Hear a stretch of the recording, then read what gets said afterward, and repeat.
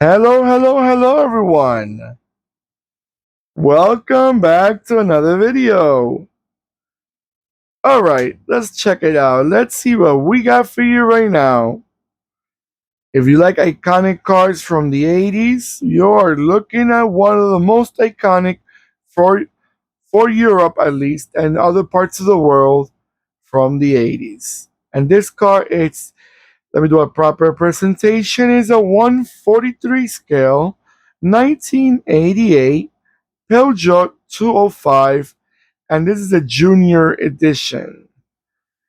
Now, this beautiful example is a diecast and it was made by Norev, and I'm super glad I got it because I got the two-door version of the Peugeot 205.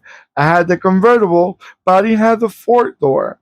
And I'm glad I got the junior edition because the white hubcaps, I don't know, it looked cute. It looked simple and cute and realistic. Because these cars were sold. This is a model that was produced for Peugeot for some markets. Alright guys. Again, Peugeot 205 was an iconic model. It was produced from 1983 until 1999. It was built assembly lines in many different countries. I'm going to tell you real quick. In France, had two of them. In the United Kingdom, in Spain, in Chile, in Taiwan, in Iran, in Morocco, and in Uruguay. So that's at least like 10 countries, at least 9 or 10. So they were definitely, and if you look at it, it was worldwide. Europe, you had Taiwan and Iran in Asia. Then you had Morocco and Africa, and Uruguay and Chile in South America. So they were all over the country, all over the world. These were models that were wanted and respected because they were reliable and they were good. It was a classic small car that were Peugeot. It was a home run for Peugeot. Definitely it was. Engine wise, and this beauties. I'm gonna tell you all the different Peugeot 205s. This is only the junior model, but they all look alike. Just the junior has different aesthetic looks, like the white hubcaps and stuff like that. But engine, petrol or gasoline, however you call it, 954 cc's, 1.1 1.1, a 1.2, a 1.3, a 1.4, a 1.5, a 1.6, a 1.7, I'm sorry, 1.6, a 1.8, and a 1.9. Diesel engines, you had a 1.8 and a 1.9. So you had a lot of different versions. You remember the Peugeot 205 had the small economic engine to all the way up to the high revving or racy looking models, turbo and everything. Transmissions. You had a 4-speed automatic, or you had a 4 or 5-speed manual transmission. So you have the best of both worlds, which is good. You want to make sure you give options for everyone. Not everyone wants to drive one type, so you got the other type. Great. I love that. As you know, the Peugeot 205 took over the Peugeot 104.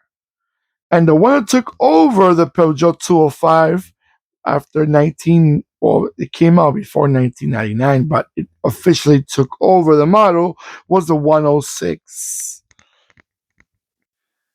So now, but I think the 106 was a bit smaller. The 206, I'm sorry, the 206. The 206 was the one that took over the 205. As you know, the Peugeot 205 was declared the car of the decade by Car Magazine in 1990. It also won in the magazine called What Car? The Car of the Year in 1984. Hey, by the way, so you know a little history of this car. This is The model was actually developed back in 1977, but it was introduced in late February of 1983 as a replacement of the Peugeot 104 and the Talbot Samba. And it ended production in 1998 because the 205, 206 came by. All right, guys, I'm gonna let it go around a few times, and I'll be right back.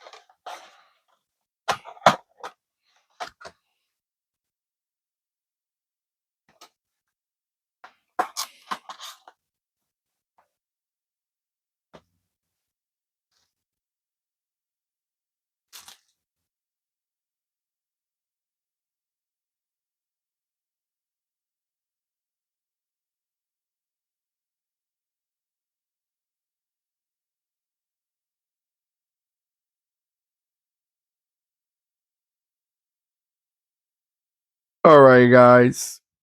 This is one of those top. This is one of those models that I can definitely ask you guys. Have you ever drove one of these? Do you know someone that drove one of these? Were they reliable? Were they comfortable? Were they attracted to your eye? Do you think they were cute cars? Hopefully, you got to see one of them in person. I'm sure you did because these cars were sold almost. Unfortunately, not in North America. I'm not sure about Mexico, but I know in USA and Canada they were not. And we are missing a lot of these good-looking European cars. Unfortunately, we are. But it is what it is. I guess we cannot have it all. But at least we can have it as a diecast. Or we can export one of these right now. They're over 25 years old. You can export them. I mean, it's a second market. But definitely, let me know in the comments below what you remember of them. Did you like them? Were they reliable? Where you guys are from? What collections do you guys collect if you have and a collection of diecast or resin models? Don't forget to please give me that beautiful thumbs up. I always appreciate that. Thank you so much. I'm glad you guys are enjoying my videos as much as I'm enjoying making them. And don't forget to click and subscribe and click the bell next to the subscribe button that will remind you when I'm posting more videos.